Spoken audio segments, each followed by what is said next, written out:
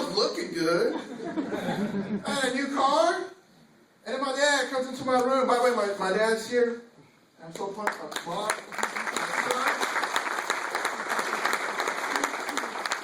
My dad comes in and, son, you know, the Air Force is the way to go. All right? You got to do that. I said, Dad, what's later all that? Wait, I'm living in San Antonio. If I leave San Antonio, I'll be taking away my 2 Ediths of happiness. Fajitas and margaritas, I can't have that, Dad. I can't give that up. But he kept talking to me, And I made that commitment and I joined. And 22 years later, here I am today. Best decision I ever made. And I can't wait for the further opportunities that the Air Force is going to give me. Good evening, everyone. Colonel Thomas, Chief Brooks, group commanders, group superintendents, chiefs, first sergeants, and most importantly, the graduates of Class 13 Bravo. I want to take this opportunity to tell you 3 things that I've learned so far. 3 things that are going to help you make a better airman. One of the things that's going to make you a better supervisor, and hopefully something that's going to make you a better leader. Y'all ready for this? Yeah. All right, let's do it. So, graduates, the first thing I'll tell you is you got to build a better airman once you get assigned one. All right? And the first step, the foundation of any successful airman, standards. Right? Standards. Just like day one for basic training, when we got that bus, that TI motivated us about standards right away. Right? Pick it up, put it down. Pick it up, put it down. Day one, telling us how to march, right? I never realized I didn't know how to walk until I got there. I had no clue. Like, when I was practicing first, I didn't try to, like, it wouldn't work. I didn't remember the last time I stepped over my right foot. But they taught us how to march, how to turn left, how to turn right, how to turn around, how to make a hole. Remember that? I always thought that was so cool. Make a hole. They were teaching us standards. You know what? I was having a problem. I couldn't get it right. And for my graduates, you may not notice, but back in our day when we went to basic training, they made us fold t-shirts into 6-inch squares at that time for no apparent reason. That's what I felt like. Why do you make me fold my socks into perfect thirds and then crease them? Spending hours, and every time I showed him one, he would say, that's not right. Do it again. And finally, our TI got so upset because none of us could get it right. And he finally brought us into the room. He said, you know what the problem is? The problem is you guys are working like robots. The problem is you guys don't have any pride. You don't have a pride to take that extra step to do it right. You want to have pride. You want to have pride that I'm going to open your locker. You know why? Because it's your name on that locker. You want to have pride that you want me to inspect your uniform. You know why? Because it's your name on that uniform, representing you, representing the United States Air Force. And if you can put that much pride in how you look, think about how much pride you're going to put in when you fix that jet. Think about how much pride you're going to put in when you take care of that patient or process those orders. And graduates, I know you know about standards. I don't need you to tell them about standards. What I need you to do is teach them about that pride. I always want to do the standards right. Because one of the things basic training taught us is that they taught us the standards, but you don't get refreshed every day, right? Things I learned 22 years ago in basic training, I still do today. And there's nobody watching me. I do it because of the pride. That's what I want you to instill into your airmen. I want to have that pride that the next time we get to be on Blues Day and wear our most distinctive uniform that represents the world's greatest Air Force, that they're going to want to put a tie tab or a tie on. That they're going to want to wear that ribbon wrap with their blues to dress to impress. Because their name's going to be on that uniform, represented. Now, graduates, as you think about putting in the standards, let me move on to my second thing. Is how you can make an impact as a supervisor. This is my first job that I've had where I got to be a squadron superintendent. And I always have staff sergeants sometimes come to me like, sorry, Grassy, what can I really do?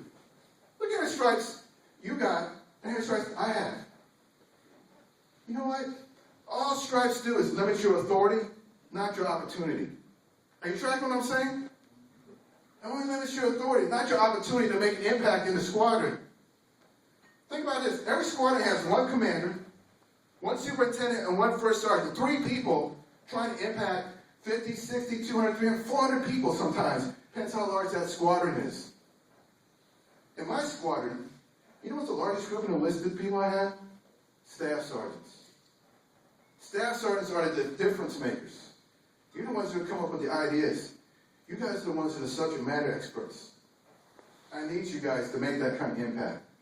The other day I read an article where 2 airmen got a check from the Air Force. One got $6,000, another one got $10,000 because of their ideas they submitted for the Air Force IDEA program.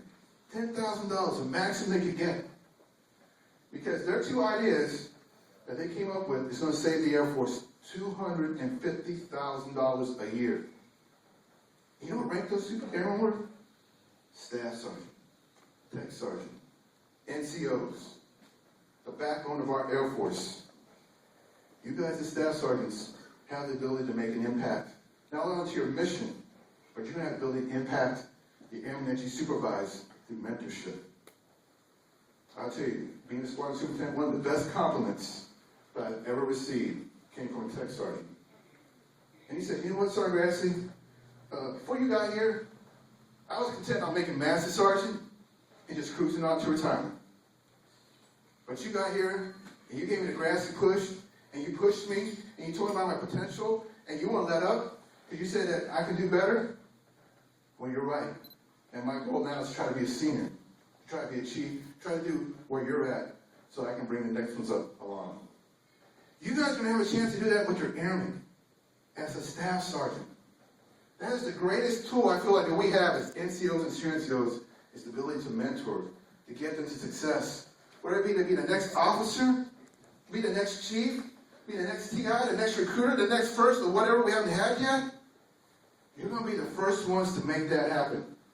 I want you to keep that in mind. That moves me to my 3rd point. My graduates, I got to meet with you yesterday, right? Yes? I got to spend an hour with you.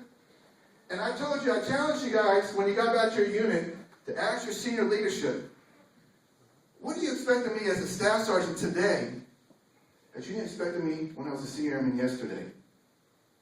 And I told you one of those things that I would expect from you is to find opportunities to lead. And when it comes to leadership, I have one simple saying. Don't cook the burgers, organize the picnic. You tracking what I'm saying? Don't cook the burgers, organize the picnic. Let me break that down for you. Every time you go to a squadron picnic, there's always a couple of airmen snuffies that walk around. They're having a hamburger, eating a hot dog.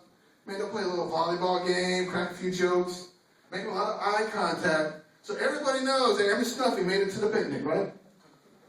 And then there's some people that want to make sure that the picnic goes really well, so they're going to make sure they get there early. In fact, they're going to have a little role. Hey, I'm going to be in charge of setting up. Hey, I'm going to be in charge of organizing the volleyball game. Hey, I'll be in charge of cooking burgers, man. I got burgers. And in the midst of all those people, there's going to be one person that's organizing the event, make sure all that happened. That one person that makes sure that we had all the crews we needed to make that picnic successful. That one person that made sure every snuffy knew what time to show up for the picnic. Look for those opportunities, guys. My first big event that I ever organized was an annual awards banquet at another base. And I'm sitting there at the Wing Top 3 meeting, and our command chief is talking about it. Hey, we're doing annual awards. This is the thing. This is what I want to do. And he answered, all right, who's going to be my senior NCO to make it happen? And it's like a cartoon moment. I'm really like sitting there, and next thing you know, it seems like all the senior NCOs just vanish. I'm like the only one in the room, like looking up at the birds and so on. Like he's looking at me. And so I slowly raised up my hand. I'll do it. I never organized a committee before. I didn't even know what a committee does. What? How many awards? How many people? But I found a way to get through it. Me and my team to put on an event. It worked out really well. And you know what I learned about doing that? It taught me confidence. It taught me confidence that I can step out of my comfort zone. And whatever project, whether it be in a banquet, or solving a squadron problem, or a group problem, or a ring problem, they had the confidence that I could get to the end result. And so with that confidence, I started organizing more things, change commands, retirements, and also 21 projects, this or that. And I got experience. Right now I got more scripts, programs, itineraries, agendas, you name it, I got it. I could open a shotgun in my back of my truck, hook you guys up. All right, because I got the experience. And you know what's going to happen? We as enlisted, when things need to get done, we hook it up, right? And so rather than wait till you're voluntold, volunteer. So you get that confidence and that experience to get the job done. That's it. Those are my 3 things. Build a better airman by instilling that pride. instilling that they want to do what they do because it's their name on that uniform representing them in the Air Force. Remember, as a staff sergeant, you're not limited only by authority, not opportunity. Always look for opportunities to lead. Always look for opportunities to organize that next picnic. That's what I want to leave with you guys. And I want to say one more thing before I roll out. I was picking up my parents this afternoon at the airport. And I was working a little late, so I showed up in uniform. I'm sitting there waiting for my parents to get off. And this little girl comes up. She's about, I don't know, 8, 9 years old. He just said, "Sir, I just want to say thank you for being in the military." Guys, if you ever had one of those days like, I'm just not feeling it, you're not sure if you need some motivation, I want you to keep in mind that those people outside the gate appreciate what we do each and every day. They don't know what a sortie is. They don't understand about chalk times. But they do understand that if craziness hits the fan, you're willing to get on a plane on a moment's notice, not knowing where you're going, when you're going to be back, not be able to tell your family anything, because you may not know until you're 20,000 feet in the air, but you're going to be on that plane. Regardless of what type of personal sacrifice it makes to you or to your family, you're going to do it. You're going to do it to protect this nation. And you know what? We do it better than any other armed forces on the face of this planet, period. Think about that. Graduates, congratulations on your accomplishments. Congratulations on this course. But now get ready for your next challenge. Thank you very much.